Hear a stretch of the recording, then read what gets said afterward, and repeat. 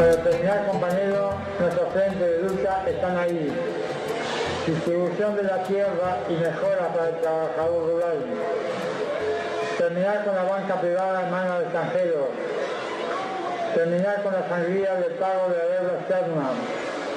Volcar estos recursos y los citados a los especuladores para un aumento general de salario que traiga el consiguiente ensanchamiento del mercado interno. Y así seguiremos fieles a nuestra consigna, por la tierra y contra la pobreza.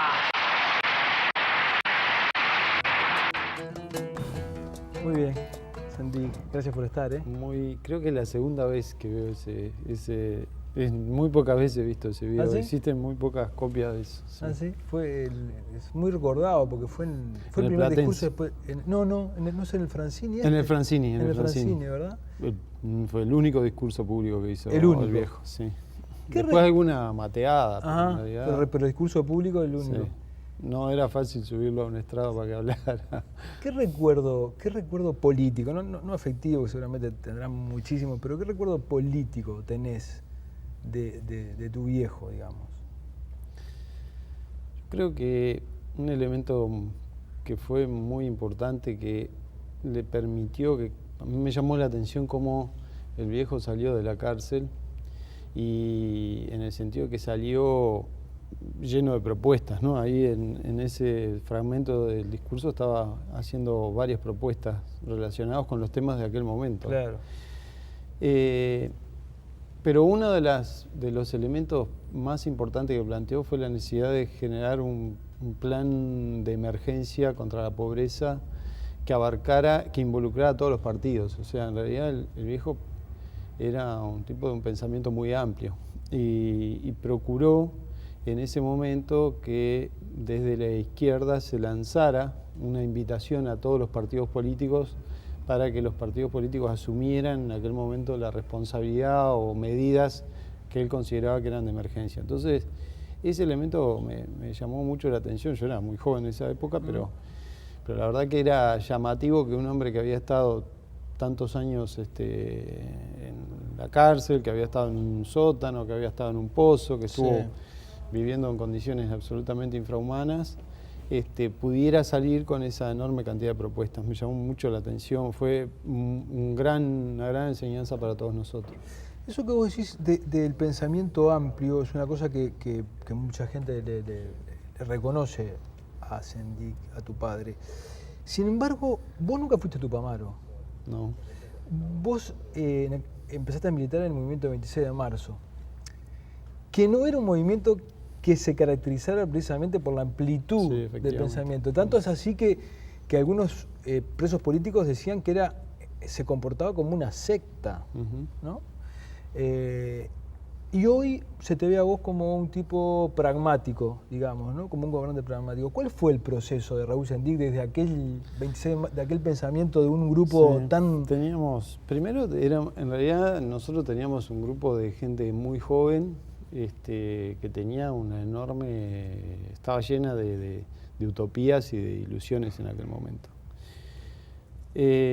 Después, en el transcurso del tiempo, para mí fue muy importante mi pasaje por el Parlamento, porque en el pasaje por el Parlamento conocía una enorme cantidad de representantes de otros partidos y gente que viene al Parlamento a presentar sus propuestas, sus ideas, sus quejas, y que te hacen ver, o sea, me fue permitiendo ponerme en el lugar del otro en muchas oportunidades. O sea, el ejercicio de ponerse en el lugar del otro, yo creo que es un muy buen ejercicio, de muchas veces decir, ¿por qué esta persona, o por qué este hombre, por qué esta persona está pensando lo que está pensando? ¿Cómo llegó él a esta posición o a posicionarse de esa manera?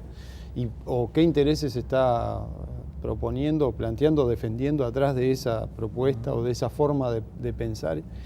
Y eso fue como un ejercicio que me permitió tener una comprensión mayor, digamos, de las posibilidades o de que en todos lados se cuecen habas, digamos, y que no hay, en la sociedad y en la política no hay negros y blancos, sino que hay una enorme cantidad de matices entre una cosa y la otra que te permite rescatar valores en distintos lugares, independientemente del lugar o de la posición política que cada uno tenga.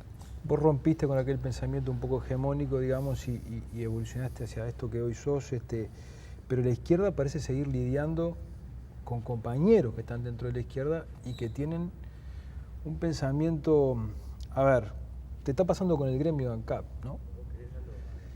Y para meternos en el tema del conflicto, no se les fue demasiado, no dejaron ir demasiado allá el conflicto como para que no hubiera nafta. Está bravo que no haya nafta.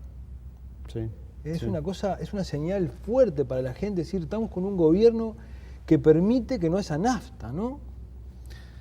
Sí, incluso, es más, es una señal, fue muy fuerte para los propios trabajadores de ANCAP, porque en ANCAP hay un elemento que es el tema de la responsabilidad con el abastecimiento, la seguridad del abastecimiento, que es un sentimiento que está muy integrado en la empresa.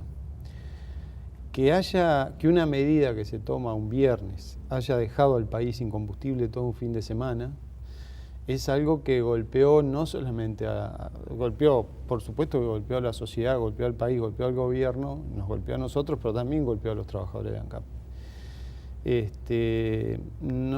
Yo creo que la situación que vivimos fue un poco la consecuencia quizás de toda esa serie de contradicciones que tenemos en la interna de la empresa, que durante mucho tiempo se han manejado con un muy bajo perfil. Nosotros hemos tenido un conflicto de baja intensidad, digamos, que ha durado años adentro de la empresa y que empezó a tomar estado público ahora y que toma estado público porque ya yo me di cuenta que la situación no la podíamos resolver solamente a través del diálogo dentro de la empresa, sino que hubo necesidad de involucrar a otros actores. Hubo que involucrar al Ministerio de Trabajo y Seguridad Social.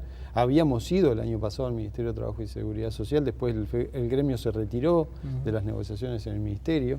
Nosotros nos dimos cuenta que solos en la relación bilateral no la podíamos resolver, que necesitamos incluso la participación del Poder Ejecutivo, el respaldo del presidente. O sea, fue necesario en un determinado, el papel importantísimo que jugó el ministro de Trabajo, los inspectores del ministerio ingresando a la refinería, todos estos elementos se activan, digamos, frente a la dificultad que teníamos para resolver solos en la interna, entre el gremio y el directorio, la situación. Hoy las cosas se vuelven a encauzar sobre otras bases y espero que tengamos un plazo de negociación y de paz que nos permita encaminar los problemas, pero ahora en esta paz sí. Incluso está participando el Ministerio sí. Pero vos dijiste una cosa que me parece importante sobre el conflicto porque trasciende ANCAP y vos dijiste, este conflicto en realidad, el trasfondo de este conflicto no es la seguridad, sino que acá lo que hay es una reestructura que se está procesando en ANCAP y que a los trabajadores no les gusta nada. Entonces por eso yo te decía de que cierta mentalidad de la izquierda que hoy abreva en algunos sindicatos parece estar resistiéndose a los cambios. Sí, lo que pasa es que, primero, yo no conozco la interna o la situación que hay en otros sindicatos. Puedo hablar de lo que tenemos en ANCAP, de la Federación ANCAP. La Federación ANCAP es uno de los sindicatos que históricamente ha tenido una visión país, digamos. O sea, la Federación ANCAP es un sindicato que en su momento, cuando hubo que enfrentar la dictadura, por ejemplo, tomó medidas muy fuertes, no pensando en la interna, sino que los tomó pensando en la situación que estaba viviendo el país.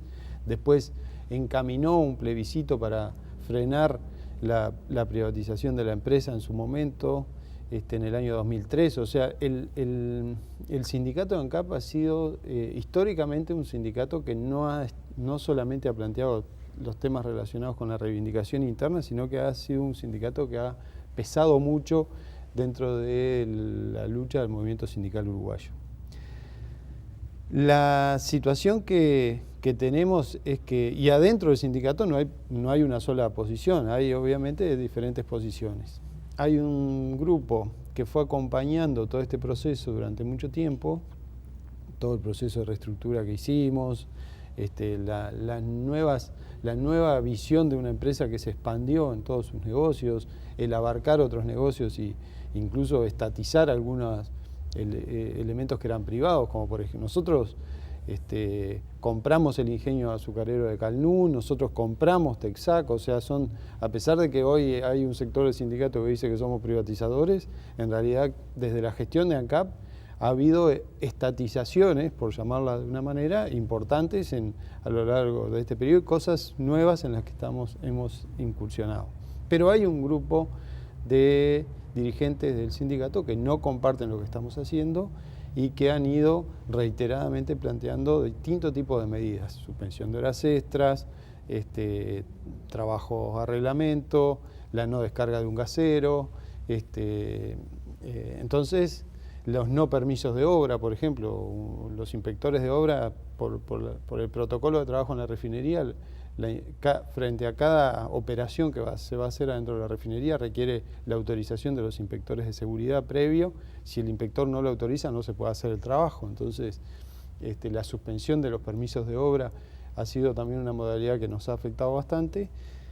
Nosotros fuimos aguantando, procurando convencer, procurando poner por encima de todo el interés de la empresa, pero llegó un momento que dijimos, bueno, acá hay una herramienta para aplicar, que es el famoso decreto 401, que nos permite empezar a descontar. De alguna manera se había quebrado el diálogo con el sindicato, habíamos procurado el diálogo, fuimos a negociar al Ministerio de Trabajo, el sindicato se retiró del Ministerio de Trabajo y cambió absolutamente la relación con el sindicato en ese momento, y nosotros decidimos utilizar las herramientas que teníamos a mano, que era en particular el decreto 401, porque es una herramienta que permite cuantificar este tipo de medidas que son atípicas, digamos, o distorsivas. Sí, elemental, que si no laburás, digamos, no cobres. Pero, sí. pero digamos, a ver, vos decís que conocés la realidad de ANCAP y del gremio de ANCAP, pero vos sos un político, un observador de la realidad, y este problema que tiene ANCAP, digamos, de resistencias a los cambios, se está viendo en otros sectores del Estado también. Bueno, ¿no lo lográs advertir eso también? Yo creo que hay un problema y hablando más en términos más generales, digamos, sí. Yo pienso que tenemos un problema serio con la definición de cuál es el proyecto. Yo creo que necesitamos definir claramente el proyecto para que cada uno sepa cómo se posiciona en ¿Vos ese estás hablando de que la izquierda y el proyecto de país que la izquierda quiere? Yo creo que se necesita definir con exactitud cuál es el proyecto, porque lo que está ocurriendo, si no, es que todo el mundo tiene expectativas diferentes sobre el proyecto. Unos creen que pensamos, hay gente dentro del gobierno y dentro de la izquierda, hay gente que piensa convivir tranquilamente con el sistema, digamos, y que esa es la misión, y administrar esto. Sí. Y hay algunos que creen que estamos construyendo el socialismo, digamos, esa es el nivel de diferencia y de matices que hay. Entonces, sobre cómo se posiciona, sobre la expectativa que cada uno tiene sobre lo que se está construyendo, hace diferente la forma de pararse o la forma de posicionarse. Entonces, ¿vos cómo definirías el proyecto? Si te lo dijera, mira, escríbeme el proyecto de país que la izquierda debería tener. Yo tenía justo, una de las preguntas que tenía anotada era, cuando Vázquez hizo una campaña, el leitmotiv de la campaña era el cambio, ¿no? Venía muchos años de gobiernos blancos y colorados, el leitmotiv era cambiemos, bien. Cuando le tocó a Mujica ser el candidato, de alguna manera el discurso era más izquierda, más de lo mismo, más izquierda, ¿no? Si a vos te tocara definir el nuevo paso, ¿cuál sería el proyecto? Mira, yo creo que nosotros en algún momento se planteó la idea que el Uruguay podía ser un país de primera. Y yo creo francamente que el Uruguay puede ser un país de primera. Ese país de primera tiene que tener tiene que permitir una articulación muy fuerte entre el sistema viejo, digamos, y una enorme cantidad de nuevas herramientas que van generando una mejor distribución de los recursos en el país, una mejor manera de que la gente se apropie de la economía. Cuando hablo de que yo creo que tenemos que permitir que la gente se apropie de la economía, hablo fundamentalmente de la adquisición de capacidades. Yo creo que para que pongo un ejemplo bien concreto, nosotros instalamos con la UTU y la ANCAP incluso con el apoyo del gremio también, una escuela de formación en la obra de la planta desulfurizadora. Una persona entraba siendo medio oficial soldador y pasó a ser oficial soldador o instrumentista. Entonces, esa persona con esa capacitación está pudiendo insertarse mejor en la economía y se apropia de otra manera de la economía. Entonces, si nosotros logramos que a través de una enorme cantidad de herramientas que tenemos que tener, los uruguayos podamos apropiarnos mejor de la economía, donde pueda convivir un Estado que juega un papel muy importante, fundamentalmente en los rubros estratégicos, con un sector privado que haga la suya, digamos, porque creo que obviamente tiene que haber reglas claras para que el sector privado, pero a su vez con un mecanismo muy fuerte de formación, de capacitación, de generación de capacidades, para que la mayoría de los uruguayos nos insertemos en forma diferente en la economía, no solamente mejorando los salarios, sino mejorando nuestra capacidad para que podamos acceder a mejores formas de distribución del salario. Eso para mí es muy posible de hacer. ¿Pero qué le está faltando hoy, digamos? Educación. Vos decís que la diferencia Yo creo que entre el problema principal que tenemos está relacionado con la educación. Tenemos una concepción muy vieja sobre la educación que no tiene nada que ver con lo que se necesita en el nuevo mundo, digamos, en la forma que los ciudadanos y las personas se tienen que posicionar en el nuevo mundo. Nosotros tenemos un sistema que privilegia la rutina, que privilegia la repetición, que privilegia la disciplina, el viejo sistema francés, cuando en realidad nosotros deberíamos a través de la educación generar el hábito de la innovación, de la creatividad, de lograr que la persona asuma riesgos, busque insertarse de otra manera. El presidente la ambición, en su discurso de Asunción dijo educación y otra vez educación. Sí, estoy de acuerdo. Ahora, totalmente. ¿vos qué viste en este gobierno? Yo creo que nosotros tenemos... el presidente es una preocupación permanente, el presidente. Todos. Sí, ¿Pero qué se hizo? Pero Mujica ha sido tremendamente... ¿Vos qué ves que se haya hecho? No, hemos tenido muchas dificultades. Se ha hecho poco y nada. Sí, hay muchas dificultades. Las cosas que se han hecho no logran tener visibilidad. Hay una enorme cantidad de problemas y lamentablemente no nos concentramos en la discusión de los verdaderos temas de la educación. Terminamos discutiendo sobre los baños, sobre las reparaciones de los edificios y no discutimos sobre los contenidos, porque en realidad lo primero que hay que discutir ¿es esta la educación que necesitamos? En realidad necesitamos que ¿es posible que un chiquilín que no sabe hacer ecuaciones de segundo grado, por ejemplo, no pueda seguir adentro del sistema educativo solo porque no sabe hacer ecuaciones de segundo grado? ¿Cuándo hiciste vos, perdón, vos sos el que pregunta, pero ¿cuándo hiciste vos una ecuación de segundo grado después del liceo? Nunca más. Entonces, creo francamente, y sin embargo tenemos un altísimo índice de deserción a nivel estudiantil por cantidad de muchachos que no aprueban la matemática, por ejemplo. Entonces, yo creo que hay que buscar formas de flexibilización que permitan que los muchachos queden adentro de la educación. Raúl, pero el paso que vos estás planteando para definir un modelo, ¿no implica un combate nada menos que dentro de la propia izquierda? Sí, ¿No significa que hay que ganar batallas contra los propios compañeros que son hoy un Yo creo que la obstáculo? batalla incluso la tenemos que ganar contra nosotros mismos. Esta discusión ahora, porque hubo mucha gente que yo hablé de la carrera, que se enojó porque hablé de la carrera del burro y del Estado inteligente. Sí. Yo creo en el Estado inteligente. Creo que tenemos una enorme cantidad de gente con capacidad adentro del Estado e incluso, obviamente, adentro de ANCAP. ANCAP si no tuviera una enorme cantidad de inteligencia y de talento acumulado dentro de la empresa, sería imposible hacer lo que hace. Mirá las consecuencias que tiene un día de inactividad.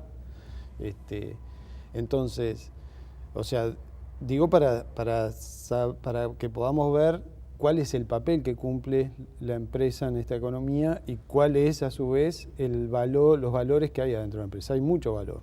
Ahora, la batalla principal la tenemos que dar, en primer lugar, contra nosotros mismos. Nosotros tenemos que animarnos a desafiarnos a nosotros mismos, a interpelarnos permanentemente, a ser críticos con nosotros y ser críticos con los demás. Es muy difícil eso en la cultura que tenemos. Tenemos que lograr que el Estado sea más fuerte porque es más inteligente, porque tiene mayores capacidades, porque a una persona para avanzar dentro de su carrera en el Estado tenga que capacitarse, tenga que ser evaluada. Y eso lo traslado a toda la sociedad y creo que la sociedad tiene que tener un mayor desempeño, tiene que ir hacia mayores desafíos y pienso, me tienta un poco mencionar, hay un artículo que escribió en su momento el Che Guevara, que lo escribió a una carta que le mandó a Quijano en aquel momento, al semanario Marcha, que se llamaba el socialismo y el hombre en Cuba. Es un artículo que escribió el Che, que habla del papel que cumple el hombre, no como género, sino el papel de cada uno de nosotros que tiene para poder transformar la sociedad. Y para poder transformar la sociedad, lo primero que tenemos que hacer, lo primero que tenemos que cuestionarnos es a nosotros mismos. Tenemos que saber que tenemos debilidades, que tenemos que formarnos, que hay cosas que no sabemos hacer y que las deberíamos aprender a hacerlas. Entonces, creo que, y eso tiene que ver, yo creo que se traslada también no solamente a las personas, sino a los partidos políticos, a la izquierda. Pienso que la izquierda tiene que tener una posición de autocrítica permanente sobre las cosas que deberíamos estar haciendo y todavía no estamos haciendo. Pero mira, vos hablas del Estado, del papel que le corresponde al Estado, me hablas de los empresarios y yo te metí ahí el papel de los sindicatos. Si a vos te ocupan ANCAP, ¿qué es lo que pasa? Va a la fuerza pública, automáticamente lo desaloja, porque hay una ley que así lo establece. Si le ocupan a un privado, ¿qué pasa? Tiene que hacer la denuncia, ¿no? Entonces, la izquierda todavía sigue teniendo esa resistencia de decir, no, muchachos, no, si ocupan una empresa privada es igual que si ocuparan una empresa pública. Y la izquierda todavía le cuesta dar ese paso, porque están los muchachos compañeros sindicalistas que toda la vida nos apoyaron y que son... Sí, de todas maneras yo soy partidario, yo creo que hay que tener mucho cuidado porque los derechos de los trabajadores para mí son inviolables, digamos. Yo no cuestiono que los trabajadores en ANCAP tomen medidas. Lo que cuestiono es que nosotros le tengamos que pagar por las medidas. Yo no cuestiono que un grupo de trabajadores decida que ahora va a suspender las horas extra o que va a hacer un paro de 24 horas. Pero tu obligación es que haya nafta. Esa es una obligación. Es un rubro justamente muy importante por la importancia que tiene para el funcionamiento del país, digamos. Porque además, históricamente en ANCAP, cuando se tomaron esas medidas, siempre se tomaron de manera que la guardia gremial asegurara el abastecimiento. Por eso hoy mencioné lo del abastecimiento. Entonces, hay que tener mucho cuidado cuando se cuestiona el derecho de los trabajadores a tomar medidas. Yo creo que los trabajadores tienen que tomar medidas. Lo que yo cuestiono es ese tipo de medida típica que se llama o distorsiva. Yo creo que el trabajador tiene que tener el valor de tomar las medidas, pero con las tradicionales medidas de lucha de los trabajadores. Ahora, si un trabajador marca la tarjeta, entra y no quiere laburar, entonces, y de hecho está tomando una medida, entonces creo que esa no es una medida legítima. Yo reconozco las medidas legítimas, creo que hay derecho a tomar medidas. Vos decías que los trabajadores, el sindicato no está para marcar la estrategia de ANCAP. Sí, nosotros creamos un ámbito en su momento de negociación con el sindicato. Creo que en los temas estratégicos en relación a la estrategia nos pusimos de acuerdo. Lo que yo creo que el sindicato no puede es, lo que no podemos hacer nosotros es estarle pidiendo permiso para poder hacer una intervención en una operación en la refinería. ¿Sabes por qué te pregunto esto? Porque vos me hablas de la educación como una cuestión central. Eso que vos decís que el sindicato no debe hacer en ANCAP, sí lo hacen los sindicatos de la educación. Sí, el Promejora no me gusta el Promejora. Y no va. Sí, lo que pasa es que hay, creo que no conozco a fondo el funcionamiento de los temas relacionados con la educación, pero creo que hay que ha habido ámbitos de definición, ¿no? Hay asambleas técnicas donde los docentes participan, los gremios tienen representación en los organismos de conducción de la educación, pero en el caso nuestro concreto, nosotros hicimos una serie de, cuando definimos la estrategia de la empresa, lo definimos, el sindicato participó y estoy seguro que el sindicato comparte la estrategia de la empresa que hemos planteado. El problema que después en la cotidiana es cuando surgen los problemas. Yo no estoy de acuerdo en que tengamos que estar solicitando permiso para hacer intervenciones u operaciones adentro de la refinería o para descargar un gasero. O sea, no creo que ese sea el papel del sindicato. ¿Serías el candidato a vice de Vázquez? La verdad que no me lo he planteado. Tengo una buena relación con Tabaré, cada tanto nos encontramos en algún asado. Me da la sensación de que no te gustaría ser el 2. Tengo un problema y tendría que volver a pensar en instalarme en el Senado, en ese caso, en cómo uno se para de vuelta en el Senado de la República, cuando... Después de cumplir tareas ejecutivas. Claro, después de haber cumplido muchos años tareas ejecutivas. Digamos, me he cuestionado muchas oportunidades cómo será ese papel, pero solamente por un tema de hacer ejercicio nomás, porque en realidad no he pensado seriamente ni nunca ha estado planteado firmemente la idea de que fuera... Vos sos un político, estás dedicado a la política, sí, y pensás en principio seguir en la política. Sí, claro. Para cualquier político lo máximo es querer ser presidente de la República. ¿Es natural o no? Sí, puede ser. A mí el papel de poder estar al frente de ANCAP, por ejemplo, me ha encantado. La verdad que me siento tremendamente desafiado a mí mismo todos los días. Recién hablábamos antes de empezar, es una fuente permanente de adrenalina. Las tareas de gobierno son todas muy importantes e interesantes y yo me siento... ¿Te crees capacitado? Esto después de uso de archivo, ¿eh? Sí, ¿Te crees capacitado para ser presidente de la República?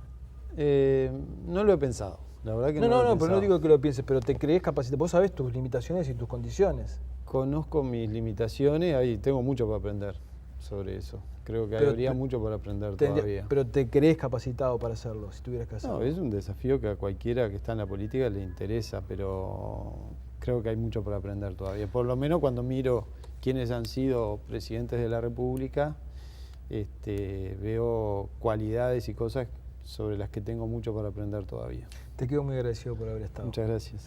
Vamos a la tanda, enseguida volvemos.